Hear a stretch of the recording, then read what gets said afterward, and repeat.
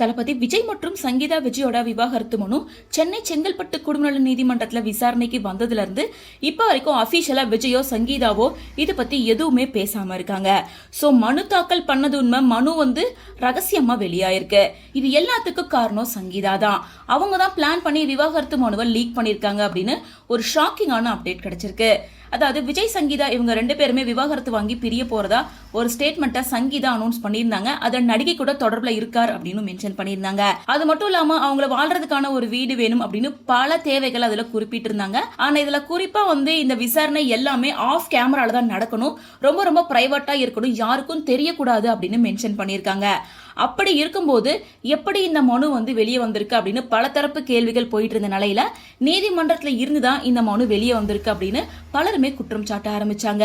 இந்த நிலையில இது தொடர்பா கடந்த 8ஆம் தேதி தமிழக வெற்றி கழகத்தோட வழக்கறிஞரான ஆதித்யா சோழன் தாக்கல் செஞ்ச ஆர்டி மனுவுக்கு செங்கல்பட்டு மாவட்டம் முதன்மை நீதிபதி சந்திரசேகர் பதிலளிச்சிருக்காரு. அதுல அவர் என்ன சொல்லியிருக்காருன்னா, மனு நீதிமன்ற வளாகத்துல இருந்து கசிஞ்சிருந்தாதான் அந்த மனுவுல நீதிமன்றத்தோட தலையீடு இருக்கும். மனு நீதிமன்ற வளாகத்துல இருந்து கசிஞ்சிருந்துச்சு அப்படின்னா கண்டிப்பா அந்த மனுல நீதிமன்றத்தோட சீல் இருக்கும். அந்த மனுல எந்த விதமான நீதிமன்றத்தோட சீலும் கிடையாது. வேற யாராவது வெளியிட்டு இருந்தா கண்டிப்பா அது சட்டப்படி குற்றம். அதாவது மனுதாரர் தரப்புல இருந்துமே இது வெளியானது குறித்து எந்த ஒரு கம்ப்ளைண்ட்டும் வரல. சோ அதனால நீதிமன்றத்துக்கும் இந்த மனு வெளியானதுக்கும் எந்த ஒரு சம்பந்தமும் இல்ல அப்படின்னு நீதிபதி ரிப்ளை கொடுத்திருக்காரு.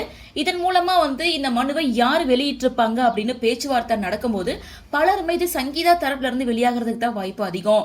ஏன்னா அவங்க தரப்புல இருந்து மட்டும்தான் வரும், விஜய் தரப்புல இருந்து கண்டிப்பா இதை வெளியிட்டு இருக்கவே மாட்டாங்க. ஏன்னா நீதிமன்றத்துக்கு போகாததுக்கு முன்னாடியே இந்த மனு வெளியாயிருக்கு அப்படின்னா கண்டிப்பா சங்கீதா தரப்புல இருந்து வெளியாகிறதுக்கான வாய்ப்பு அதிகமா தான் இருக்கும். அது மட்டும் இல்லாம சங்கீதா இந்த விசாரணையை பிரைவேட்டா நடத்தணும், ஆஃப் கேமரால நடத்தணும் அப்படின்னு மென்ஷன் பண்ணிருக்கும் போது இவ்வளவு பிரைவசி எதிர்பார்க்கிற சங்கீதா தரப்புல இருந்து இது லீக் ஆயிருக்கு அப்படின்னா கண்டிப்பா சங்கீதா இதுக்கு ஒரு மனு தாக்கல் பண்ணிருக்கணும். இது குறித்து சங்கீதாவும் எதுவும் பேசாம இருக்கிறதால பலருமே இந்த விஷயத்தை உறுதிப்படுத்தி அவங்களோட ஒப்பீனியனை சொல்லிட்டு இருக்காங்க.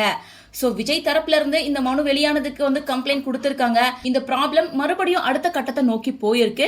வரும் ஏப்ரல் 20ஆம் தேதி இந்த மனு விசாரணைக்கு வரப்போகுது.